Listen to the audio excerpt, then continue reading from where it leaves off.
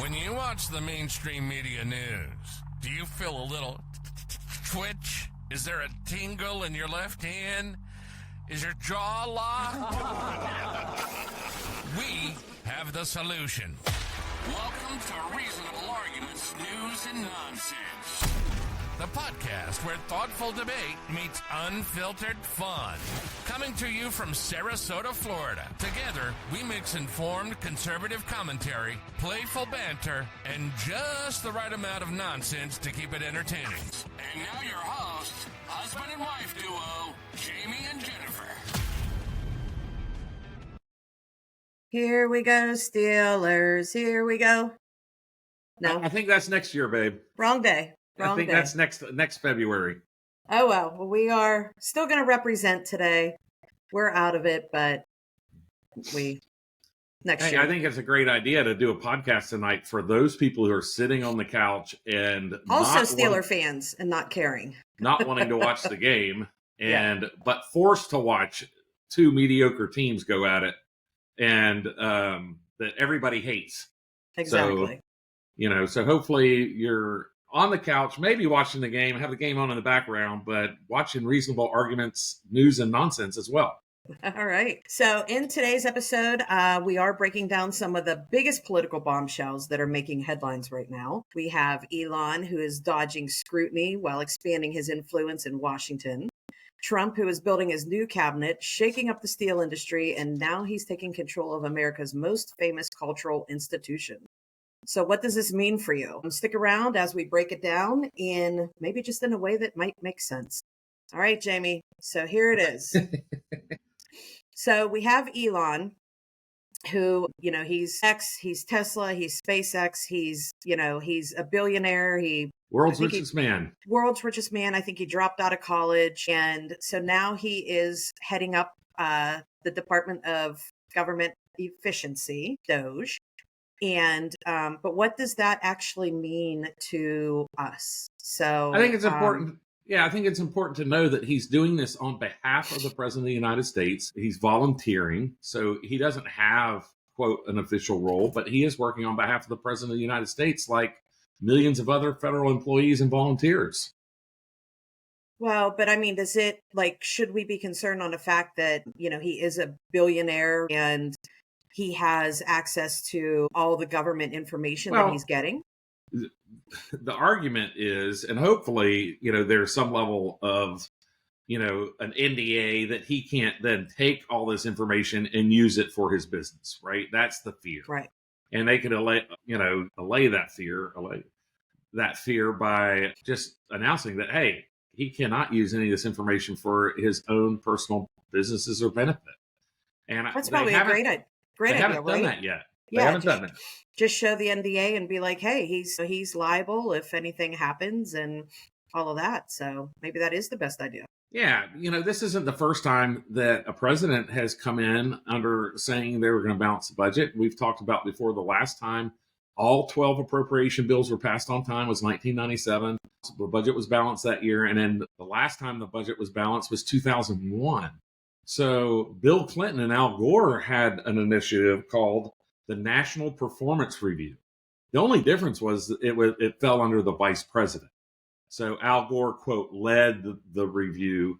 But during those 8 years, Clinton Gore, Democrats, shed 426,000 federal employees during their 2 terms in office. So this is not unheard of. It's, I would encourage people, I just got finished doing this. I went to LinkedIn and I typed in USAID. That's it. Let me see employees from USAID. And listen, there's a lot of good people who work at USAID. But if you start looking at their previous employment, there's a few out of the 10 or 12 people I looked at. One was a career service USAID person. They were there for 25 years. And out of the other 11, nine were from the Obama administration, and they're still there.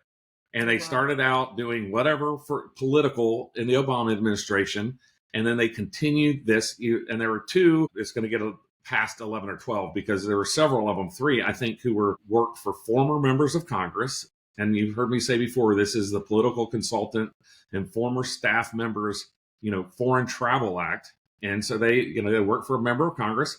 And, everybody knows that, hey, if I've got a lapse in employment, I can go over to USAID, I can travel, I can get paid.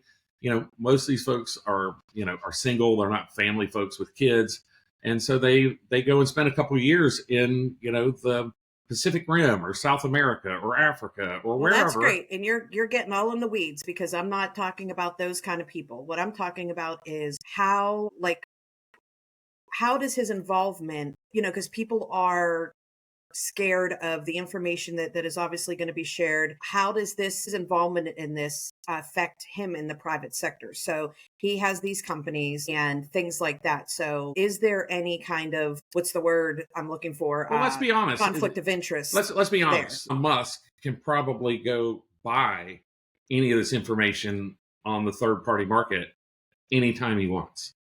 Most of this information is likely out there. Most of it's out there. But what is unprecedented in this DOGE, the Department of Government Efficiency, is that the transparency.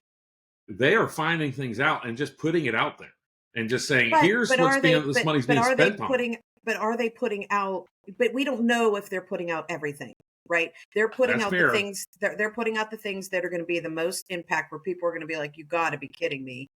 The Democrats are now wanting to fight everybody on the streets, and they're doing that shock value, right? So should Americans be afraid of what is not being shown? I don't think so. I think they are.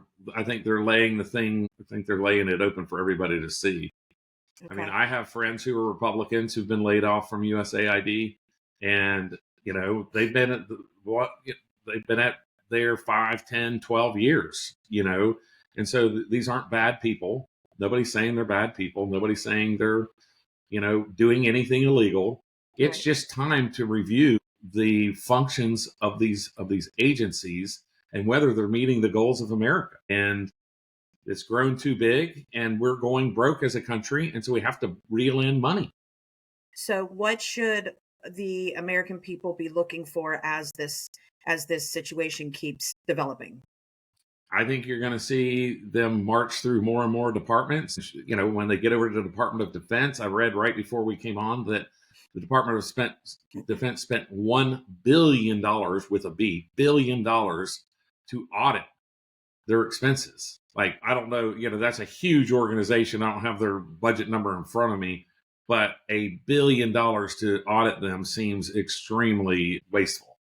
And so I think you're going to see a lot of those types of things just coming out of, Democrats are a little upset because, it's coming on the heels of a Democrat presidency. So of course there's more Democrats over at USAID than there were, because as people were flying out of the Biden administration last fall, they all know they can land at USAID. So there's a lot of people over there who've been there 3 months, 6 months, maybe 8 months, who are just Biden administration officials who wanted someplace to land and wait out the Trump administration.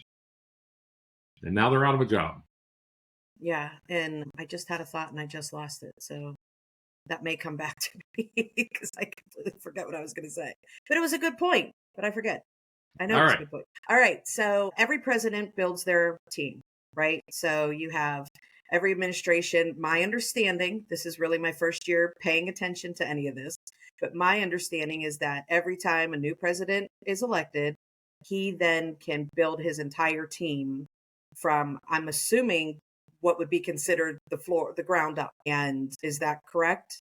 Sure. In the way that I say there's that? Government service employees who are lifelong, quote, public servants, and we look at the USAID stuff and we know that some of those employees are political operatives who just happen to stay in a government agency for 10 or 12 years. But the process, what you're talking about, I think, are cabinet level positions that have to be confirmed by the U.S. Senate. And so the U.S. Senate has its own rules, like Robert's Rules of Order, their own rules of procedure. And so I'm not an expert on the U.S. Senate rules of procedure for this conversation. It's just not as simple as Robert's rules. They get more complicated than that. So these cabinet positions are the people that will be involved with him daily, let's say. Sure. His immediate team. So Marco Rubio, Pam Bondi, the Secretary of the Interior, the people you're seeing come before the U.S. Senate and being interviewed, those are those folks. Now, you certainly have levels below that who are hired. And some of those employees, or board members, like if you're appointed to the board of Amtrak, that needs U.S. Senate confirmation. So if I worked with Jerry Paul, a few years back, and he was the director of the U.S. Nuclear Regulatory Commission. That needs U.S. Senate confirmation. So that's the person that takes care of all the nuclear sites, right? All the nuclear weapons, all the nuclear sites, and all the nuclear power plants. So there's very important positions that go through this U.S. Senate confirmation, and then there are positions that are high-level political appointees who are hired, like the communications director for the Secretary of State doesn't need U.S. Senate confirmation, right? So it's normally decision-making positions that are U.S. Senate confirmation. Okay. So yes, the short answer is yes, Trump should get to pick them. It's unprecedented not to choose like Robert F. Kennedy. It's expected that he will probably be voted on next week and gain Secretary of Health and Human Services. And there's some debate about whether or not he will reach the necessary votes to be confirmed. But it's usually when somebody is not confirmed, it surrounds personal issues like we saw with Matt Gaetz when he was appointed for Attorney General. It's usually not political. They usually allow, like you can be, look at the U.S. Senate confirmations for the Biden administration. I mean, it's the Kennedy Arts performing thing that we're going to get to later. Yeah. So we've seen, I've even watched some of the Senate hearings and these people going through their interviews and things like that. So what does, and we'll specifically talk about Trump, but what does he consider when he's picking these people? I think after his first administration and having misfires like swamp appointees like Bolton, and who ended up not being loyal. I think he values the ability to get the job done and loyalty. Okay. Those two things, I think, are what he is. Hey there. It's I don't even know how he knows. He was sleeping somewhere. They're like 3-year-olds. Oh, I know. I'm on the phone. Dad. So, the Democrats obviously raise concerns about these people. And is it normally just because of kind of like the Elon thing of what they're going to find out, or that they're going to have pushback? Like, why do they become so up in arms? Most of this has to do with positioning for the 2026 election. Okay. Has very little to do with confirming or not confirming. Now they're voting against them because they're in a position where there is no bipartisanship from the Democrat side. If you go back through the last 16 years, the only bipartisanship is when Republicans got talked into working with Democrats. Democrats have held the line and told Republicans constantly to go pound sand. So bipartisanship is dead as far as Democrats are concerned, and I don't expect them to join and being part of the solution on any of these issues. And these people won't stay after Trump's gone. Yeah, they're Trump appointees. They usually resign with the new administration, even if the new administration is Republican. If a Republican wins president, it's common practice for them to submit the resignation to the president, and then the president can deny the resignation, say, "I'd like for you to stay on," or "Thank you very much, I'm going to appoint my own person." Okay. So how might these appointments impact the implementation of Trump's policy agendas? Well, they're all appointed to carry out President Trump's agenda. That's where the loyalty comes in. And so are you qualified and are you loyal? Are you going to, and that's one of the things that's interesting when all of these folks, all these Democrats ask every single one of these Republican, folks who they're going to be confirmed or not.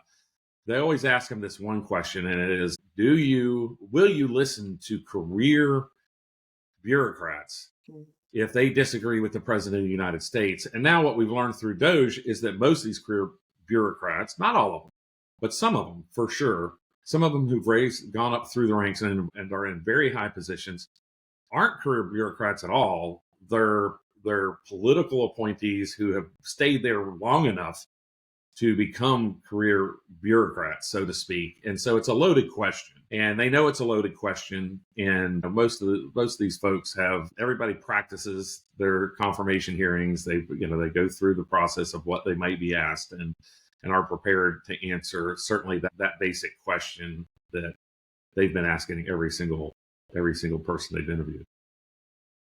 Okay.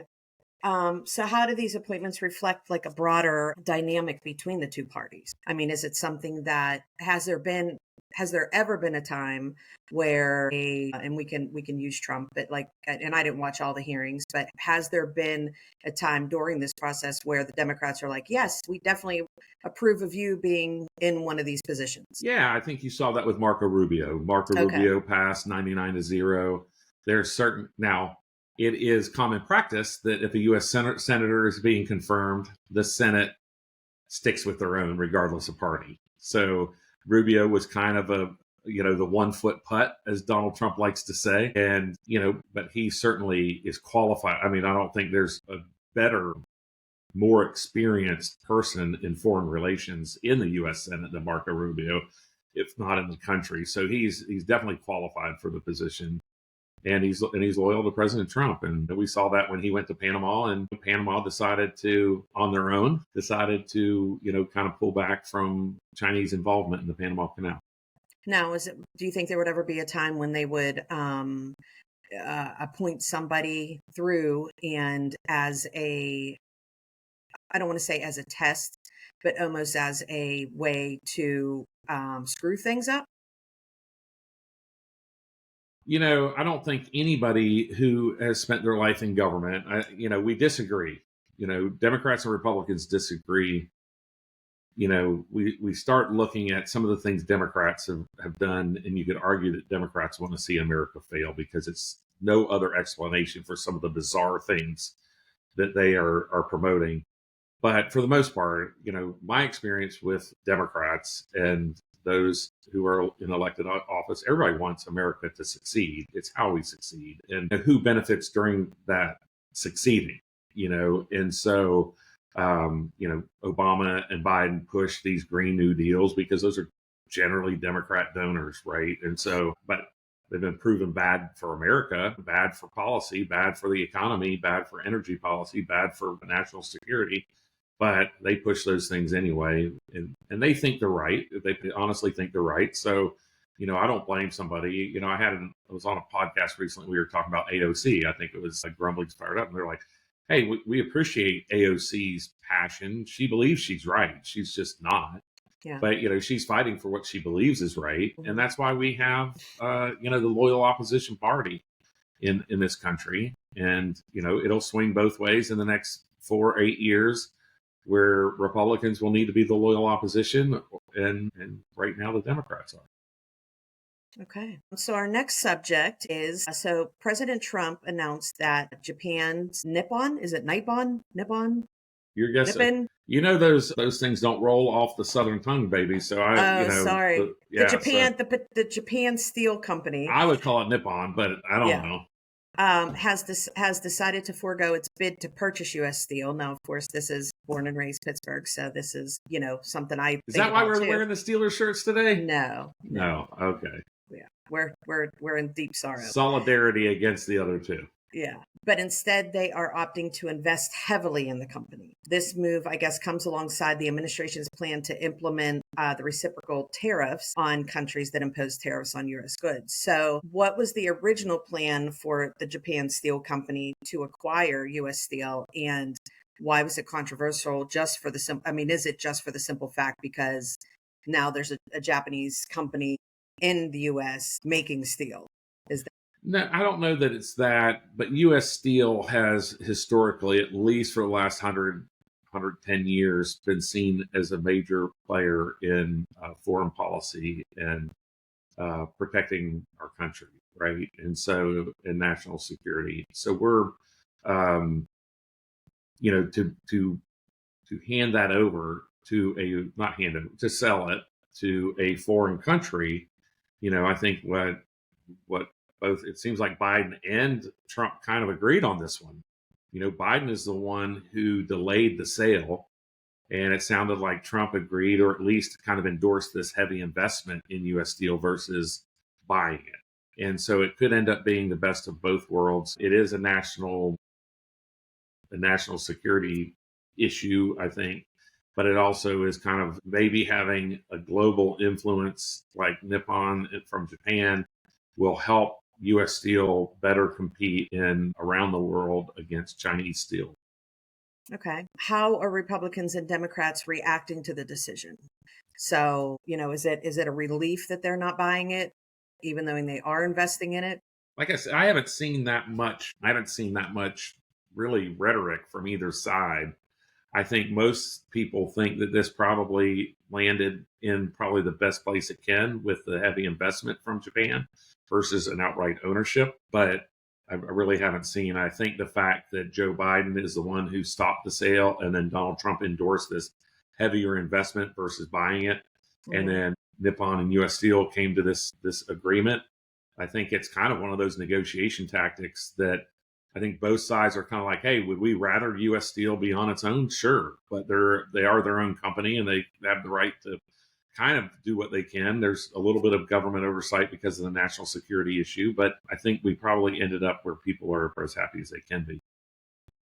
Okay, so let's talk about tariffs. So what are reciprocal tariffs and how do they work? Oh boy. So that's kind of what, that's what happened with Canada and Mexico is, Donald Trump said, hey, we're going to close the border. We're not taking any more of this fentanyl. And, we're tired of protecting everyone, right? Like we're paying too much. We're going in debt. Nobody else is helping us pay off our debt, right? And so we have to have some level of responsibility to our children and grandchildren and at least try to balance the budget, if not, try to pay down some of this debt. And, so Donald Trump said, hey, listen, we're going to, have a 25% tariff on Canada to 25%. So they come back and say, yeah, we're going to do it too. They're going to have a reciprocal tariff. And as we talked about in a past podcast, one of the podcasts I was on was an international economist, and he, argued that, well, they're going to run out of goods to send us long before we send goods to them, and it's going to end up hurting their economies more.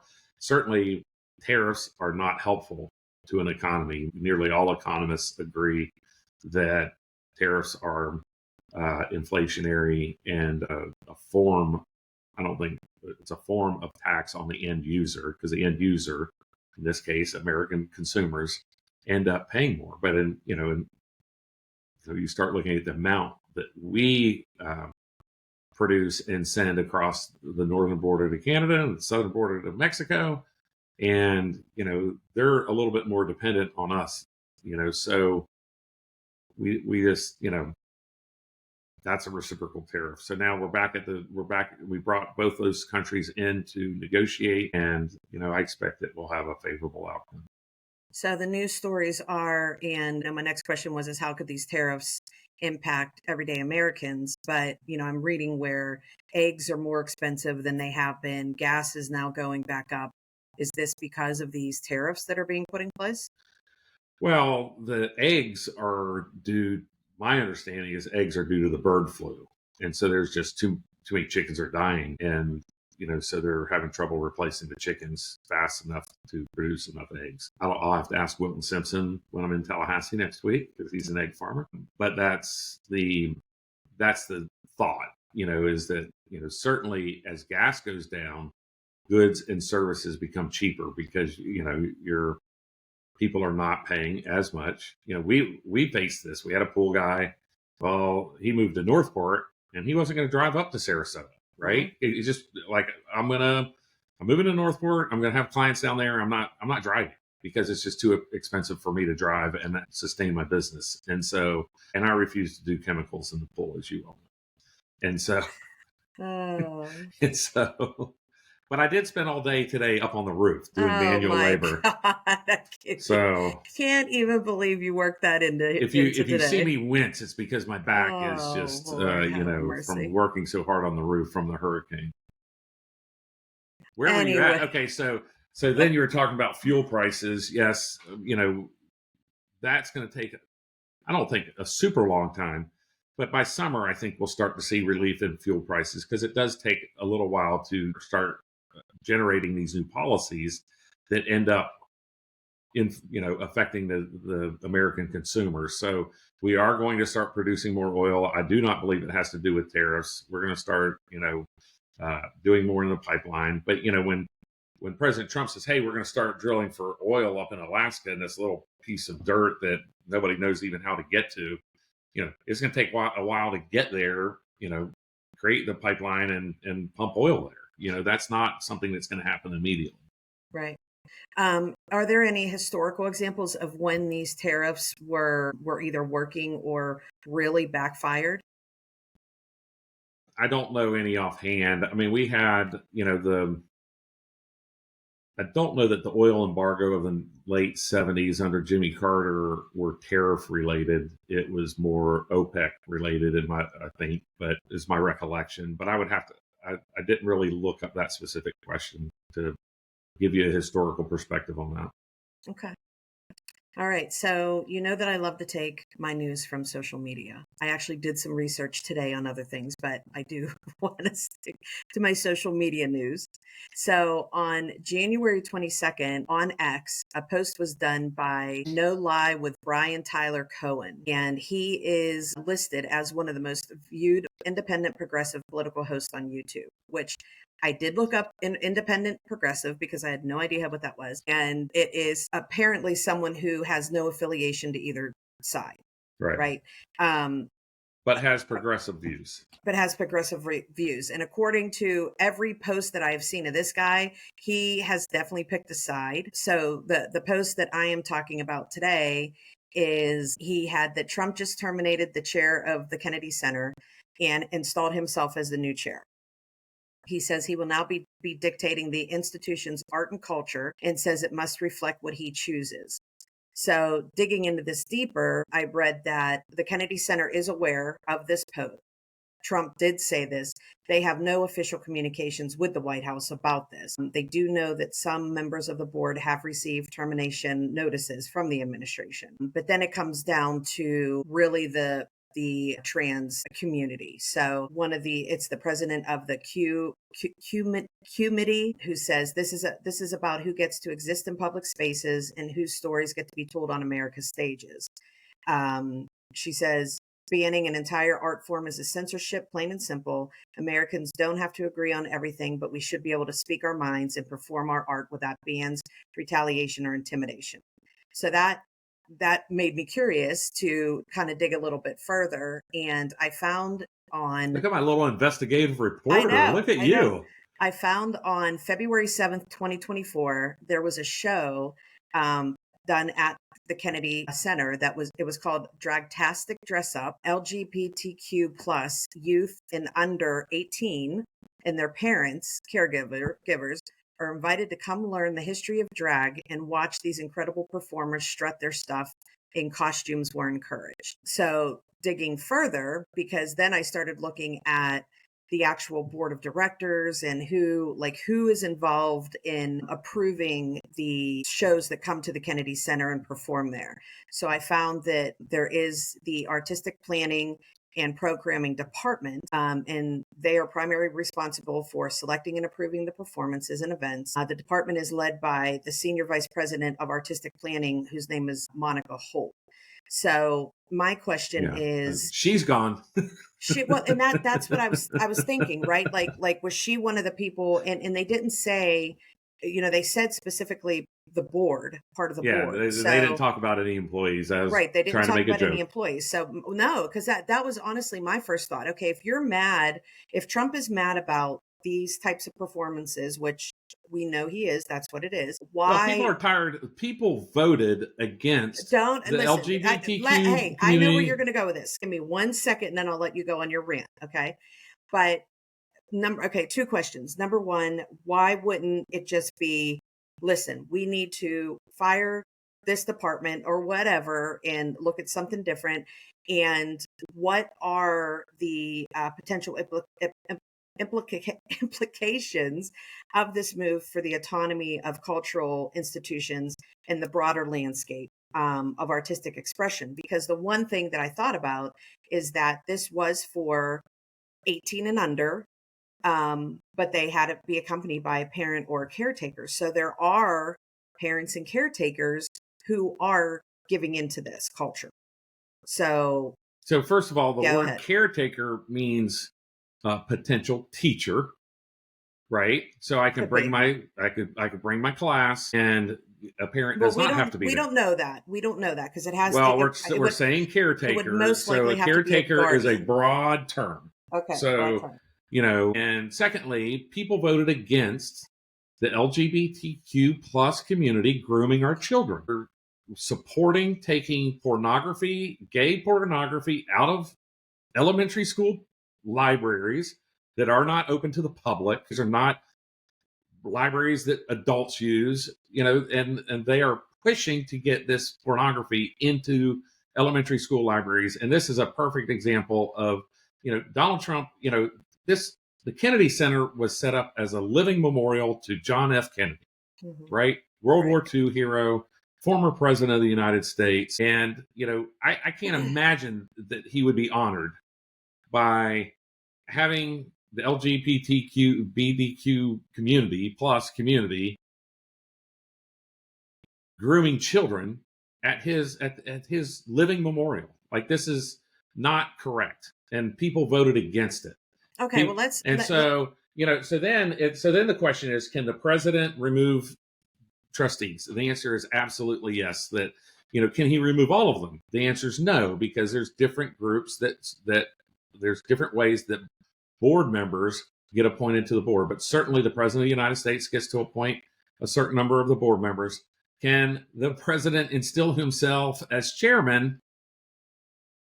Probably not. He probably can't just. What was it a joke? How he does that. Who knows? Yeah. But the answer is yes. The Kennedy Center does get taxpayer money, and we are tired of having taxpayer money go to grooming our children in a way that we don't agree with. And so, if a parent wants to go do that, take them down to Key West, take them to a show, and there's plenty of them down there. So there's. What other questions do you have for me? You're not even paying attention. What are you? No, I was looking at kind of the notes I took on this, so I was trying to figure out the next point I wanted to make. Well, here's my question. If we were to have a president that is much younger and who even younger than us, possibly, is this something that we're going to have to face, right? I mean, because it's a completely different time than when we were growing up, than when our parents were growing up, and all of that. It's a completely different time. So is this something that, the next president, if it's not JD or whoever, whatever, is this something that, again, we're going to have to go down this road again? Probably. It's probably something we're going to have to continue to fight. But, we're not going to have, I think the problem here is the focus on children. And, you could argue, that the Kennedy Center is the National Center for the Culture and Arts. Can I say something? Yeah. I brought up the story about the show that was there that I just found that was specific to 18 and under. I don't know, I didn't read that anywhere other than I looked up the calendar of what was happening there. Yeah. So that wasn't specifically said by Trump or anything like that. I just want to make that. But I think the issue here is obviously the gay community has said, oh no, we are using this as a platform to promote our gay ideals in our nation's cultural center in Washington, D.C., which is what the Kennedy Center is. And so by saying that, hey, listen, just like the rest of the country went back to the right, the culture and arts that we are supporting with our tax dollars, this is the important point. The culture and arts we are supporting with our tax dollars are going to go back to the right as well. And so nobody's saying that you can't go have your LGBTQ, performances at somewhere else. and let people buy tickets and be supported without our tax dollars. Go do that. Like there's plenty. Like, one of the most popular shows in Sarasota is, when they have Drag Queen Bingo. Drag Queen Bingo, right? Mhm. Sells out. So it is popular. It is able, it's kind of along the same lines as PBS and NPR. News isn't going to go away because NPR. Children's programming isn't going to go away if we do away with PBS. It's just our tax dollars shouldn't be going towards it. Okay. I would agree with that. And it's scary when you're literally doing a show for 18 and under to show them. I don't understand. Well, that the word part at all. caretaker is loaded, and so that kind of, gets the old ire up.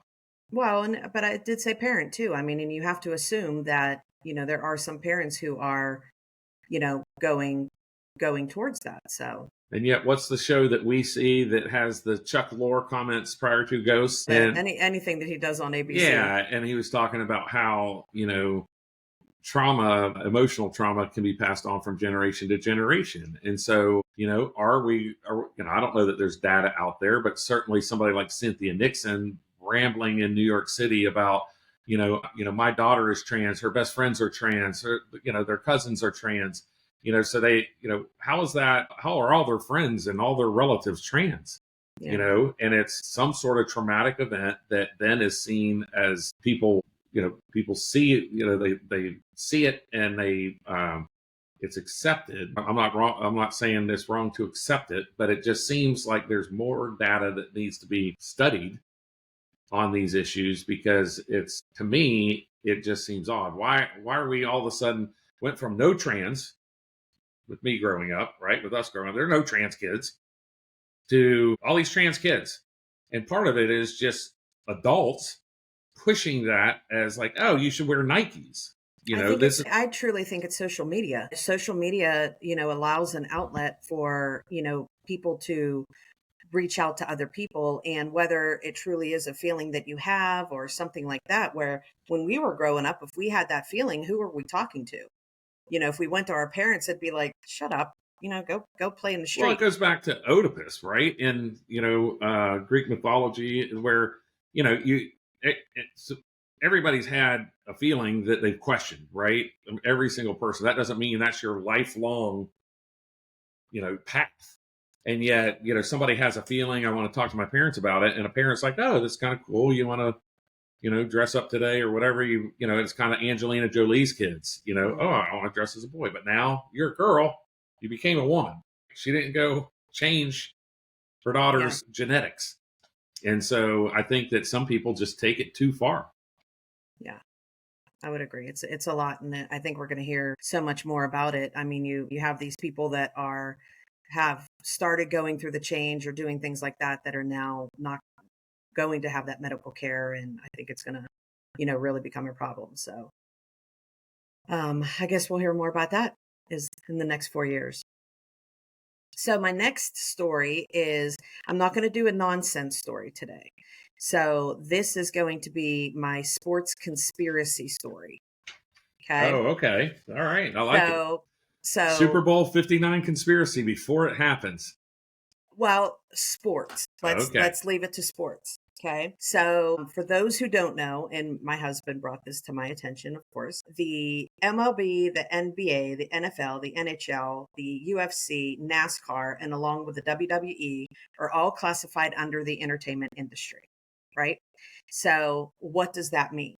Well, for rigged or scripted games. So is it possible that these sports are rigged? And an example would be, people speculate that leagues like the NFL, the NBA, and FIFA favor certain teams or players to boost TV ratings. The league wants a big market team to win in the finals, right? We've seen that. We have the referee and the league bias. An example would be the 2002 NBA Western Conference Finals between the Lakers and Kings had questionable officiating, leading to conspiracy claims that the NBA wanted a Lakers win for ratings. I mean, Yeah, we've seen that. We've seen that how many times during our games for sure. Another one is superstar protection or league darlings. So, an example would be the NBA allegedly changed draft lottery results to send Patrick Ewing to the Knicks in 1985, benefiting in a major media market. The next one is scripted comebacks and storylines. So, Super Bowl 2017, Patriots versus the Falcons came back to a 28-3 comeback, which felt scripted to cement Tom Brady's legacy, which I think we've all said that, right? I mean, that whole Patriots, not to say that Tom's not a bad football player, but he had a long run. And then, of course, Vegas. So the point shaving scandals in college basketball and allegations of league influence over gambling spreads. The draft lottery, is it rigged? So the example is a 1985 NBA draft lottery where Patrick Ewing conveniently landed with the Knicks, had rumors of a bent envelope helping the league to rig it. Injuries and suspensions. So the NBA suspended Draymond Green in the 2016 finals, potentially helping LeBron James Cavaliers complete their comeback. And then league controls the media narrative. So the NFL tried to buy concussion research for years to avoid harming its brand, right? So we all saw that with the movie that came out. So, my question is to you and to anybody else watching this, do you think that sports are rigged? And do you think that sports could be a scripted reality? Well, we've all seen, it's funny because every Sunday morning, if you watch the NFL, which is probably the sport we watch the most, they're always like, oh, today's storylines are X, Y, and Z. And then they come out, then they come true, right? And so they oftentimes seems like that they are predicting, these things that then are the storyline to end the day, because that's kind of, it appears that they know something the rest of us do not. And so, it's now I always say that you can't script a blowout. When somebody blows somebody out, that's, you can't script it. So I do think it is in the players' hands at some degree. But, in Major League Baseball, me and the boys have said this forever. You can change the entire game on 5 pitches in the first 3 innings. You can say, an umpire can determine if it's going to be a high scoring game or a low scoring game just on 5 pitches. And they either call them wide, they call them high, or they call them really tight. They make the pitcher really work for the strike zone. And so once players realize that they're really working for the strike zone, then they do it. And so then you ask, okay, well, do the umpires then know that, there's a lot of money in Vegas on the over or under in that game, right? Because you can do it literally with 4 or 5 pitches. And every player goes, okay, he's calling it tight today. So, wait on your pitch, and there's a swing for the fences.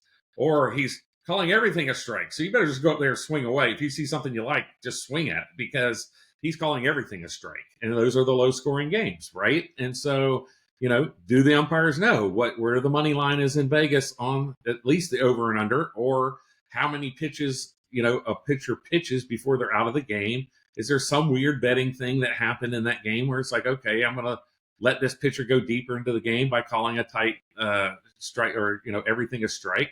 Or am I going to make him work, and throw 25 pitches an inning to get out of it, and he's out in the third or fourth inning? Mm-hmm. Like, those are simple, things. The question is, they talked about putting a chip in the football, right? So they know exactly where the football is when it hits the ground, and they've decided not to do that for the 2026 season. I didn't even hear that. Yeah, so there's things. So technology can fix some of these things. Everybody, you've seen me watch baseball and watch the Fox tracks. It's like, you see it in the box and it's a ball. So does it? When you sit back and you think of it as entertainment, and you look at WWE and know full well that that's a storyline. Does it make you feel differently about sports and spending so much time watching baseball or football or the whatever? Players still have to play. Me and the boys would always talk about how, we would look at the lineup for especially the Boston Red Sox, because they're the Rays' nemesis. And we're like, David, we're watching in Tampa. they're going to make it so David Ortiz bats at the top of the ninth. He's going to come to bat. He's 7 batters away. So the trick is you have to figure out how to put those folks on base without them scoring, because the umpires are going to manipulate another at-bat for David Ortiz. And we saw it time after time after time as the game went on, especially in close games or important games, where they're going to have that big name with the bat in their hand in the ninth inning. And, now I'm not going to, the pitcher still has to pitch. David Ortiz still has to hit it, but they're putting the best, they do manipulate that game script for sure. Are they going to let somebody, in today's Super Bowl, are they going to let somebody, call the 15-yard penalty? Okay, time is out, but is Harrison Butker going to have a chance for a game, not only a game-winning, field goal, but it'll make Super Bowl history because it's 58 yards, and his Super Bowl history-making field goal last year was 57 yards. So that's all, is that going to happen? I don't know. If I'm the NFL, I do that. And so, but players still have to play. They're not going to stop, Barkley from having 2 80-yard runs if he can get away with it. So if the Eagles can blow him out, then there's not that opportunity. Yeah, but then you think about it. I mean, if Kansas City wins, then, they're the three-peat. So there you go with all of your merchandise, your hats, your shirts, your everything that you can possibly imagine. And then the conspiracy with the colors of the Super Bowl logo, the refs obviously playing for one team and not the other. Obviously, the conspiracy Nobody wants lies. the three-peat. Nobody wants the three-peat. No. So I would say if they're gonna do anything, they would go against that. But NFL would want the three-peat. Why wouldn't they want it? No. What? Are you kidding me? Think about the shirts and the hat and everything that they could sell. I guess you're right. We had a room of Kansas City shirts for the. Go ahead and hit the button. Oh yeah, hold on. Sorry, yeah, we can't miss this part. I don't care how long we go over. Well, you're right. You win. Yeah, thank you, Jamie. Yeah, I mean, so it's going to be interesting. So, I mean, I don't care about the Super Bowl, although I did hear that Elon is spending a lot of his own money to make commercials to talk about Doge and what has been found. So that'll be interesting to see if that actually happens. Well, on Wednesday, maybe we talk about some of the Super Bowl commercials if they interest us enough. Oh, yeah. Yeah, we'll see if there's anything good. I know that I saw the previews of some of them, but, probably better to save that for another day. All right. Well, that is all I have. Jamie, do you have anything? Take us out, Jennifer.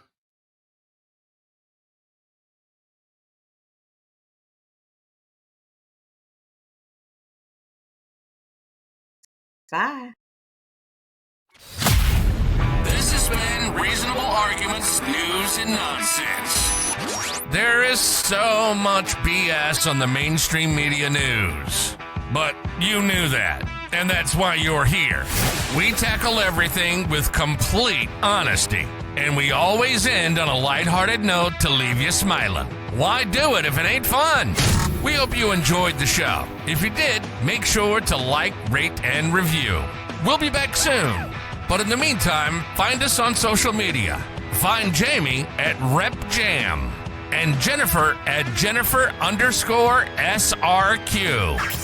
See you next time as husband and wife duo Jamie and Jennifer keep it real on Reasonable Arguments, News and Nonsense.